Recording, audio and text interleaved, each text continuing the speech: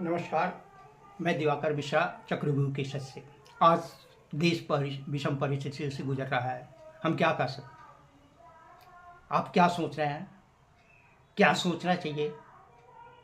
आखिर देश में ऐसा क्या है जिसके वजह से धीरे धीरे एक एक प्रदेश दंगों की आग में झुलसता जा रहा है? इसमें कौन क्या कर सकता है? बहुत महत्वपूर्ण बात है।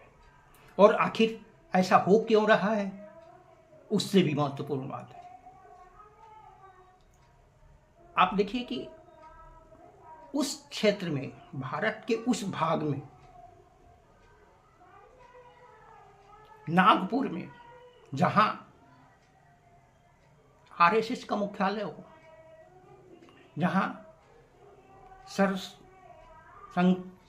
संचालक भागवत जी बैठते हों, जहां से देश की राजनीति तय होती हो, जहां से देश की राजनीति की दिशा और दशा दोनों तय होता हो, जहां से देश का प्रधानमंत्री तय होता हो, जहां से देश का भविष्य तय होता हो, ऐसे लोग जहां बैठते हों, उस भूभाग से अशांति का धुआं बहुत कुछ कह रहा है। क्या आप इस चीज को सोच सकते हैं कि जहां भागवत जी बैठते हों, आरएसएस का मुख्यालय हो, और जिस प्रदेश के मुख्यमंत्री भाजपा के हों, देवेंद्र फडणवीस जैसे नेता, वहां पे अगर अशांति की लौ जल रही है, अशांति का धुआं उठ रहा है, तो निश्चित रूप से यह सोचने वाली बात है। यह पूरा देश इसी दृश्य को देख करके बिल्कुल ही खुश नहीं है, खौफज़दा है। उसके अंदर एक दहशत सी बैठ रही है कि आखिर हमारे देश पे नजर किसकी लग गई। कौन है जो पूरे देश को दंगों की आग में झोंक देना चाहता है? उत्तर प्रदेश, हरियाणा, बंगाल और फिर महाराष्ट्र। मणिपुर को अगर जोड़ दें तो ये बहुत बड़ी बात हो जाएगी। मणिपुर तो ऐसा है जैसे देश का हिस्सा ही न हो। जब महाराष्ट्र के नागपुर में ऐसा हो सकता है, बॉम्बे में जहां सलमान के घर के आगे फायरिंग हो सकती है, हत्याएं हो सकती हैं, वहां अगर इस तरह की बातें होती हैं तो देश के अन्य भागों की हम क्या कह सकते हैं? किसी भी चीज की अति सर्वथा घातक होता है, और शायद यह मंजर अति की तरफ बढ़ रहा है।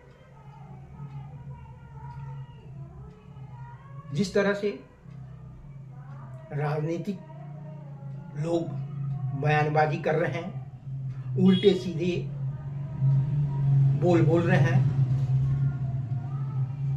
सचमुच में मर्यादा नाम की कोई चीज नहीं रही है।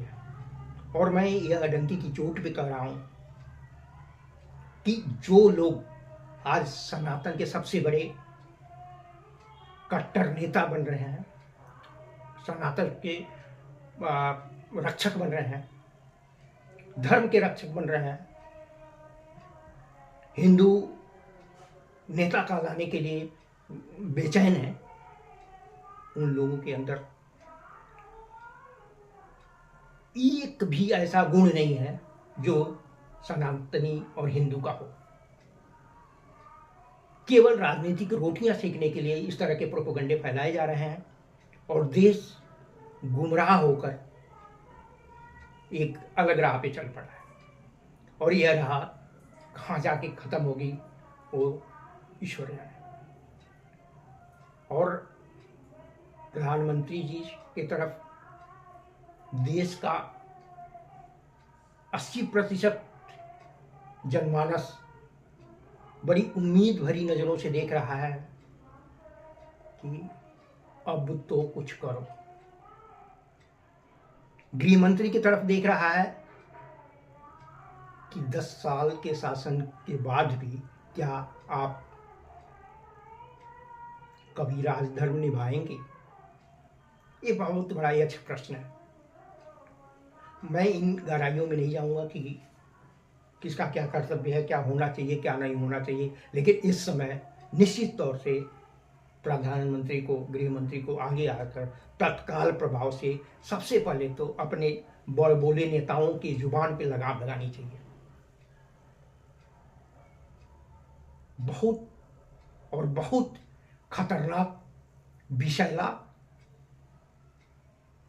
शब्द इन नेताओं के मुंह से निकल रहा है और ये आज नहीं तो कल देश के लिए तो घातक होगी, उनके व्यक्तिगत जीवन के लिए भी घातक होगी। ईश्वर न करे ऐसा हो। आखिर जहर क्यों बोले? ये शाश्वत सत्य है कि जहर बोलने वाला जहर काटता भी है, गड्ढा खोदने वाला खुद गड्ढे में गिरता है। ऐसी स्थिति आए क्यों? देश में सर्वोच्च नेता है प्रधानमंत्री मोदी जी। इस वातावरण को शांत करें। हो सकता है कि आपकी मजबूरी हो किसी चीज को दबाने के लिए इस तरह की हथकंडे अपनाए जाते हैं, पहले भी अपनाए गए हैं, अब भी अपनाए जाते हैं। क्योंकि पुलवामा जैसा कांड भी अभी कहा नहीं जा सकता कि क्यों हुआ था, आज तक भी उस पर कोई डिटेल नहीं आया। बहरहाल देश का एक भाग जल रहा है, अशांत हो रहा है और धीरे धीरे ये आग चारों तरफ फैल रही है। तो अभी समय है, कहते हैं कि काव वर्षा जब कृषि सुखानी, बहुत देर मत कीजिए, राजनीति कीजिए, राजनीति काटिए मत। वक्त इम्तहान लेता है तो परिणाम भी देता है। उस परिणाम से सबको सबक लेना चाहिए और देश को अशांत माहौल से उबारने की जिम्मेदारी सरकार की है।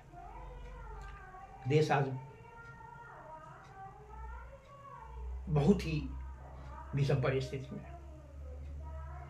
आज सभी को उम्मीद है कि प्रधानमंत्री नागपुर के की अशांति को शांत करने का प्रयास करेंगे। उसमें उस आग में घी डालने का प्रयास कर रहे नेताओं पे लगाम लगाएंगे और उल्टी सीधी बयानबाजी से अपने नेताओं को रोकेंगे। यहाँ तक कि समाचार चैनलों में जिस तरह की भाषा का उपयोग हो रहा है उसमें भी नहीं होना चाहिए, उस पर भी अंकुश लगना जरूरी है। बहुत बहुत धन्यवाद।